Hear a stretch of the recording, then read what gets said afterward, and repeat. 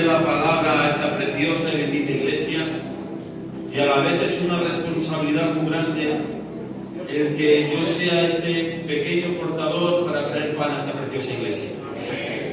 En primer lugar, agradecer a Dios por esta oportunidad. Segundo, al pastor y al conjunto ministerial, gracias por darme esta plaza. Y gracias, tío Carlos, porque ha dejado su iglesia y ha venido a escucharme. Y esto para mí es un privilegio el cual no me deja. Y quisiera, mientras voy perdiendo un poquito los nervios, porque cuesta, me gustaría hacer una pregunta, y es: ¿cuántos necesitan al Señor más que nunca en su vida? Levanta su mano y griten fuerte aleluya. ¡Aleluya! Pero ¿saben por qué ustedes reconocen que necesitan a Dios más que nunca? Porque hemos comprendido que fuera de Él no somos nadie ni somos nada. Porque Él es el centro de nuestras vidas. Porque por Él y para Él es toda la gloria y toda la honra. Y quisiera traer un tema, no es un tema nuevo, pero sí me gustaría recordarles. Sé que la iglesia de Palencia es una iglesia muy sabia, pero permítanme recordarles esto, ¿vale? Dice en Efesios capítulo 6, versículo 10 hacia adelante, y dice así la bendita palabra de Dios: por lo demás, hermanos míos, fortaleceos en el Señor y en el poder de su fuerza, vestidos de toda la armadura de Dios, para que podáis estar firmes contra las asechanzas del diablo. Porque no tenemos lucha contra sangre y carne, sino contra principados, contra potestades, contra los gobernadores de las tinieblas de este siglo, contra huestes espirituales de maldad en las regiones celestes. Por tanto, tomad toda la armadura de Dios, para que podáis resistir en el día malo. Y habiendo acabado todo, estad firmes. La verdad que solamente la palabra tiene mayor grandeza que solamente con leerla te enriquece. Y lo que primero que me llama la atención, pudiéndolo estudiar, es de que empezamos a leer el 10 y dice por lo demás, enganchando varias versiones. En una versión ponía, y a continuación de lo que os he hablado, en otra decía por lo consiguiente. O sea que esto viene a través de una conversación. Y me gustaría no robar mucho tiempo, pero es como Dios me la ha transmitido en mi corazón y es como yo quisiera hacerlo, ¿vale? Para esto hay que ir al inicio de esta carta. Y entendemos que esta carta la escribe el apóstol Pablo, que estaba encarcelado. Pero aunque la carta va directamente a Efesios, reconocemos por mediante la escritura que no fue solamente para este grupo de Efesios, Éfeso concretamente, sino era para todo el creyente, porque a esta carta se le llegaba a denominar una carta circular, porque está hablando de, está fortaleciendo a los creyentes para explicar el gran plan de Dios que tiene para la humanidad, pero también habla de una vida con Cristo. Por eso, esto, aunque se dirige directamente a Efesios, puede ser para todas las personas, y en especial hoy es para mí. Y podemos ver que en el capítulo 1, versículo 4, dice: según nos escogió en Él antes de la fundación del mundo, para que fuésemos santos y sin mancha delante de Él. Pero vemos que a continuación, en el verso 7, dice: en quien tenemos redención por su sangre, el perdón de pecados, según las riquezas de su gracia. Aquí empieza a hacer una invitación, empieza a decir: señores, que Él nos escogió antes de la fundación del mundo. Pero en el capítulo 2, pone el regalo más grande que hemos podido recibir la humanidad. Y no es un coche ni es una casa. Pone el título: salvos por gracia. Ahora yo tengo que hacerte una pregunta: ¿cuántos son salvos por gracia? Levanta su mano y griten fuerte gloria a Dios. ¡Aleluya!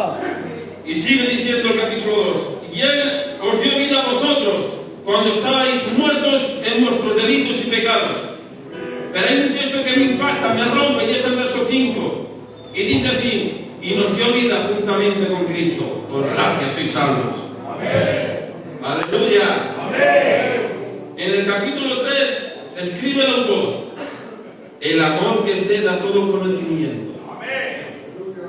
En el verso 17 dice, para que habite Cristo por la fe en vuestros corazones, a fin de que arraigados y cimentados en el amor. Aquí más invitación más clara, más nítida, es imposible. Cuando aquí está hablando de los cimientos, que hay que echar cimientos en Cristo. Mire, la palabra nunca deja de estar escrita y ya está, porque la palabra de Dios es viva. Y el otro día, predicando un hermano aquí, empezaba a hablar de que había que construir su casa en la roca. Creo que era nuestro hermano Javi, si no recuerdo mal. Y me administraba mi corazón y me decía, ¿sabes por qué la roca, Abraham? Y yo decía, no.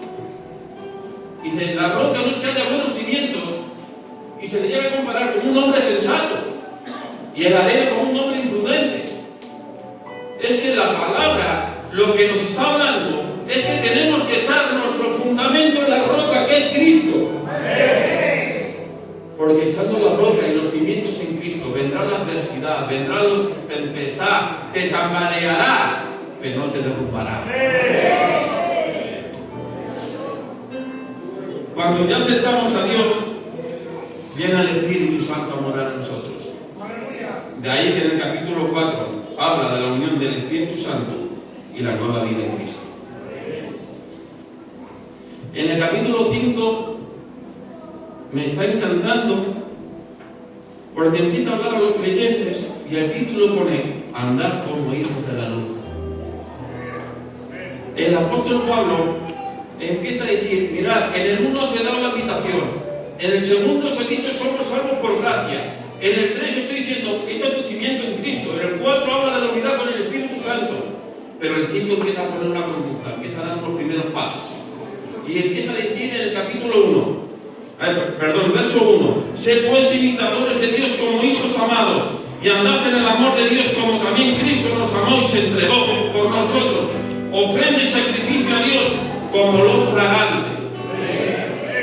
Está diciendo que nos tenemos que parecer a Dios, porque la persona que ha nacido de nueva ya no le vale su forma de caminar antigua, ya no le vale su forma de hablar antigua, ya no le vale su forma de vivir antigua, tiene que vivir conforme Cristo te enseña. Dice como olor fragante. No sé si a ustedes les ha pasado, a mí sí. He estado a lo mejor trabajando y ha pasado un señor y se ha hecho un buen perfume. ¿Qué olor deja? ¿Qué pasa? Y dice, qué bien. Y me administraba el corazón y decía, Abraham, eres tú como ese olor fragante que transmites mi olor. Tú eres a Dios, transmites en Dios. Porque en el verso 2 es muy fuerte lo que dice el capítulo 5. Dice, ni palabras malsonantes, ni comportamiento ajeno de tener, porque sois hijos de la luz. Pero lo que más me llama la atención es en el verso 8 y verso 9, dice, porque en otro tiempo, nota, dice la palabra, eres tinieblas, mas ahora sois luz en el Señor. Andad como hijos de la luz. Ya no nos vale una manera de caminar incorrecta, ya no vale una forma de hablar diferente. Tenemos que dar testimonio de lo que somos, hijos de la luz. Pero ahora parece que me he marchado al extranjero. Volvemos a donde hemos leído, en el capítulo 6. Y después de entender que somos una nueva criatura, que somos una nueva naturaleza en Cristo. Porque, ¿cuánto es una nueva naturaleza? Levanta su mano y grita un fuerte aleluya. ¡Aleluya! No me dejen solo, ustedes anímenme. Dice el apóstol, fortaleceros en el Señor y en el poder de su fuerza, vestidos de toda la armadura de Dios para que podáis estar firmes contra las acechanzas del diablo. El verso 3 dice, por tanto, tomad toda la armadura de Dios para que podáis resistir en el día malo y habiendo acabado todo, estar firmes. Hemos dicho y hemos leído que por lo demás viene de atrás. Pero es que aquí hay una palabra que estudiándolo, hablaba luego con el hermano Rafa, obrero, y me dio esta palabra que me llamó mucho la atención, dice, por lo tanto, aunque hoy estés bien que nos alegramos, luchamos contra el diablo, el mundo y la carne, el cual, aunque hoy estés bien, prepárate y están firmes, porque nuestro adversario está esperando a poder atacar. Ahora, déjenme decirles una cosa que es lo que yo he sentido y les pido perdón. El que seas cristiano, que es lo que está queriendo decir el apóstol Pablo, no significa que no tengamos problemas, no significa que no tengamos aflicciones, ni tribulaciones, para nada. No he visto ninguna palabra, ninguna promesa que diga que no tendremos problemas. No he visto ninguna palabra que diga todo va a ser un cuento de rosas. Y si te lo han explicado así, lo siento. Lo siento. Es más, dice Hechos, capítulo 14, y va Pablo y le han golpeado, le han apedreado, y dice un texto en Hechos 14, versículo 19, dice, y pensando que estaba muerto, vaya golpiza la mierda. Pero en el verso 22 dice así, y confirmando a sus discípulos, exhortándoles a que permanecieran en la fe y diciéndoles, es necesario que a través de muchas tribulaciones entremos en el reino de Dios. Señores, el apóstol Pablo dice que nos es necesario. Parece un poquito contradictorio. Y ustedes, los que leen la palabra, le pueden decir, vale, Abraham, pero en el Salmo 34, el rey David dice, muchas son las tribulaciones del justo, pero de todas ellas te librará Jehová. Yo te digo que amén. Pero estudiando ese texto no significa que Dios te saque de tu problema. Porque hay una traducción que nos da un poquito más salud.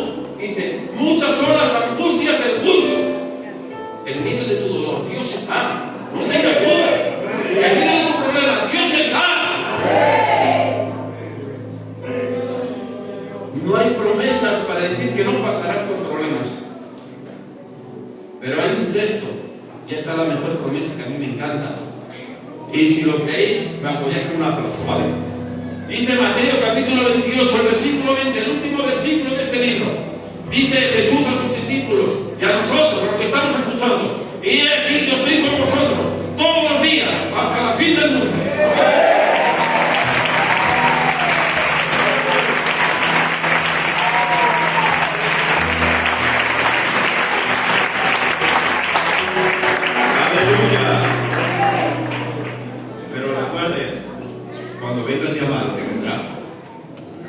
No somos fuertes porque seamos fuertes. Somos fuertes porque Dios está con nosotros. Sigue diciendo la palabra.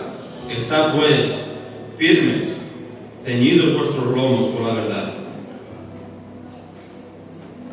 ¿Cómo es posible? Que dice, ceñidos vuestros lomos con la verdad. Y según estaba leyendo esto, me llevaba unos libros atrás, que le hace una pregunta a Jesús y le dice, dinos quién eres. Y él empieza a decir, yo soy el camino, yo soy la verdad y yo soy la vida. Lo que está queriendo decir el apóstol Pablo es, ceñidos vuestros lomos, que Cristo sea la mejor cobertura que podéis tener. Pero sigue diciendo, coraza de justicia. Y la coraza de justicia, como ustedes bien saben, está haciendo el apóstol Pablo un simbolismo con el soldado romano que dicen que es probable que le estaba viendo en ese momento. Y empieza a verle y empieza a describirle y nos empieza a dar a nosotros estas herramientas. Dice, y coraza de justicia. La coraza de justicia, que Ricardo, cubría todo el pecho, pero el órgano más importante que tiene el ser humano es el corazón. Y muchas veces Satanás intenta lanzar los dardos a nuestro corazón diciendo que no tenemos justificación alguna, que le hemos matado, que hemos fracasado. Pero señores, somos justificados por mediante Cristo. Confía en la justicia de Cristo. Él es la cobertura en la proyección de Cristo, asegurando que el creyente sea aceptado ante Dios. Y ahora dice, calzado por el apresto del Evangelio. Resulta ser que aunque yo ahora soy mecánico, por suerte por desgracia, he sido toda la vida cartadero, me he criado con mi tío Ramón, Y el calzado presto del Evangelio era un tipo de calzado el cual de la suela llevaba unos tipos de clavos para que cuando el enemigo intentase golpearle no resbalase y estuviesen siempre firmes. Y aquí el simbolismo que me está hablando el apóstol Pablo es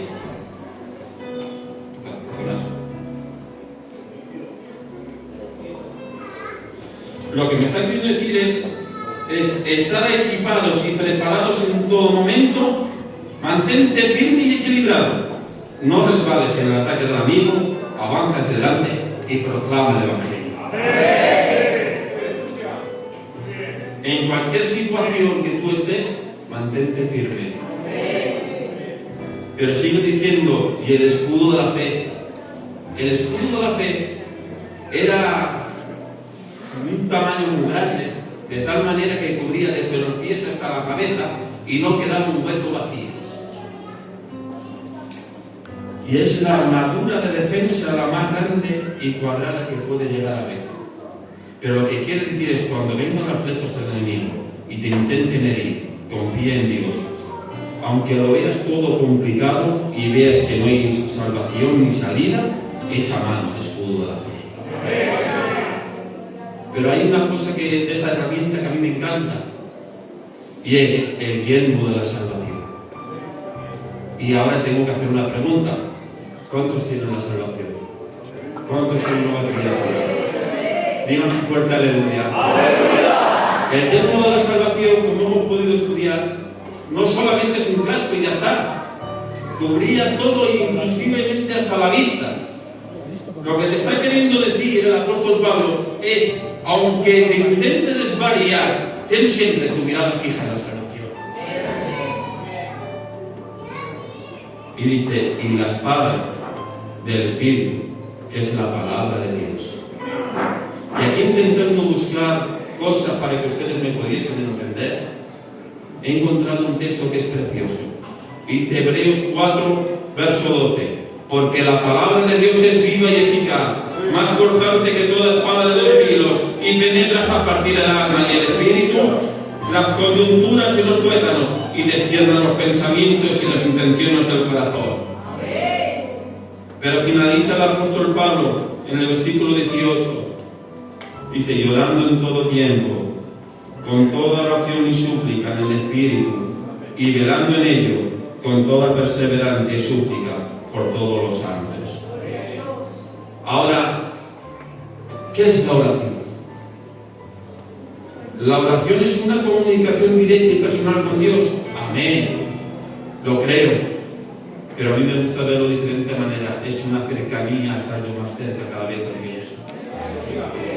De tal manera que dice en Primera de Pedro,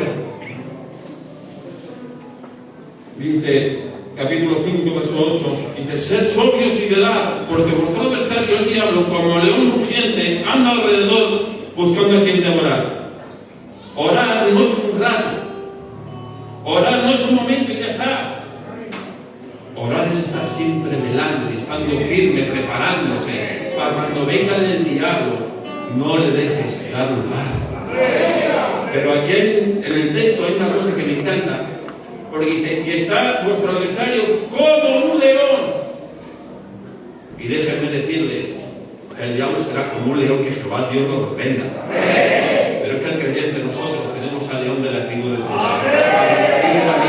No estás solo, Cristo está contigo. Mire, podremos estar atribulados, podremos estar en apuros, perseguidos, golpeados. Podrás estar en un ring y golpeado hasta tal manera que habrás golpeado en la lona y el régimen te estará contando la cuenta atrás. Pero hay un texto que me encanta y dice 2 de Corintios 4, verso 7. Dice, pero tenemos este tesoro en vasos de barro, para que la excelencia del poder sea de Dios y no nosotros. Escuchen bien, que estamos atribulados en todo, mas no angustiados, en apuros, mas no desesperados, perseguidos, mas no desamparados, derribados, pero no destruidos. ¡Amén! ¡Aleluya!